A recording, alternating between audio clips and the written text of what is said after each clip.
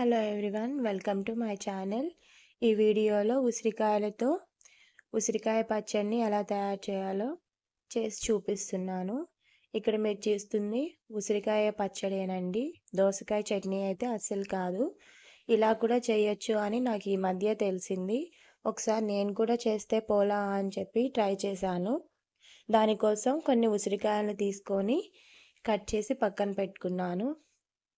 ముందు ఒక కడాయిలో ఒక స్పూను ఆయిల్ వేసుకొని దీనికి కావాల్సినన్ని పచ్చిమిర్చి సగానికి కట్ చేసుకొని అవి బాగా ఫ్రై చేసుకోవాలి. మీరు కారం బాగా తినేటట్టయితే కొంచెం ఎక్కువ వేసుకోండి, లేదు అంటే కొంచెం తక్కువ తీసుకోండి. వీటితో పాటుగా కొన్ని ఇంగ్రీడియంట్స్ కూడా వేసుకుంటున్నాను. ఒక స్పూన్ పచ్చిశనగపప్పు, ఒక స్పూను మినప్పప్పు, కొంచెం జీలకర్ర, అలానే కొంచెం ధనియాలు. ఇవన్నీ వేసుకున్న తర్వాత కొంచెం కరివేపాకు కూడా వేసుకొని బాగా ఫ్రై చేసుకోవాలి. ఇవన్నీ ఫ్రై అయిన తర్వాత ఇక్కడ నేను ఉసిరికాయని మీరు చూస్తున్నారు కదా, అలా కట్ చేసుకున్నాను. మనం ముందుగా వేయించుకునే ఇవన్నీ బాగా వేగిన తర్వాత ఆ ఉసిరికాయలని కూడా వేయించుకోవాలి. చూసారు కదా, ఇక్కడ పచ్చిమిర్చి ఇవన్నీ కూడా బాగా వేగిపోయాయి. వీటిని మనం పక్కకు తీసుకుందాం. మరీ ఎక్కువ మాడిపోకుండా చూసుకోండి. సిమ్లో పెట్టుకొని వేయించుకోవడం బెటర్. నెక్స్ట్ అదే కడాయిలో మనం ముందుగా ముక్కలు చేసి పెట్టుకున్న ఉసిరికాయలని కూడా యాడ్ చేసుకుందాం. నేను ఇక్కడ చాలా కొంచెమే ఉసిరికాయలని తీసుకున్నాను. ఫస్ట్ టైం ట్రై చేస్తున్నా కదా, అందుకోసం దీనిలోనే ఒక 2-3 రెబ్బలు చింతపండుని కూడా యాడ్ చేసుకున్నాను. మరీ ఎక్కువ ఫ్రై అవ్వనవసరం లేదు.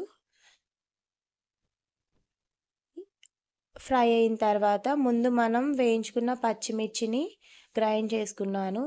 గ్రైండ్ చేసుకున్న తర్వాత దానిలో ఒక స్పూన్ సాల్ట్ని యాడ్ చేసుకొని ఉసిరికాయ ముక్కలు కూడా యాడ్ చేసుకొని గ్రైండ్ చేసుకున్నాను. తర్వాత పోపు పెట్టుకుంటున్నాను. దీనికోసం మనం రెగ్యులర్గా యూజ్ చేసే పచ్చిశనగపప్పు, మినప్పప్పు, జీలకర్ర, ఆవాలు వేసుకొని ఫ్రై చేసుకోవాలి. ఇవి కాస్త ఫ్రై అవుతూ ఉన్నప్పుడు ఒక 2 ఎండుమిరపకాయలని కాస్త కరివేపాకుని కూడా యాడ్ చేసుకోవాలి. మీకు ఇష్టమైతే కాస్త ఇంగువని కూడా యాడ్ చేసుకోవచ్చు. నేనైతే ఏం యాడ్ చేసుకోవట్లేదు. నెక్స్ట్ ఇందులోకే కొంచెం వెల్లుల్లి రెబ్బల్ని కూడా క్రష్ చేసుకొని యాడ్ చేసుకోవాలి. తర్వాత మనం గ్రైండ్ చేసుకున్న ఈ పేస్ట్ని కూడా యాడ్ చేసుకోవాలి. అలానే కొంచెం పసుపు కూడా యాడ్ చేసుకోవాలి. నేను లాస్ట్లో యాడ్ చేసుకున్నాను. ఒకవేళ మీకు అవసరం లేదనిపిస్తే స్కిప్ చేయొచ్చు. నేను కొంచెం పసుపునైతే యాడ్ చేసుకున్నాను, నాకు కాస్త కలర్ఫుల్గా కనిపించాలి అని. నిజానికి నా గొంతంతా కూడా ఈ చలి వల్లనో ఏమో నొప్పిగా అనిపించింది. అందుకోసమే ఘాటుగా ఏమైనా తినాలి అనిపించి అప్పటికప్పుడు దీన్ని ప్రిపేర్ చేశాను.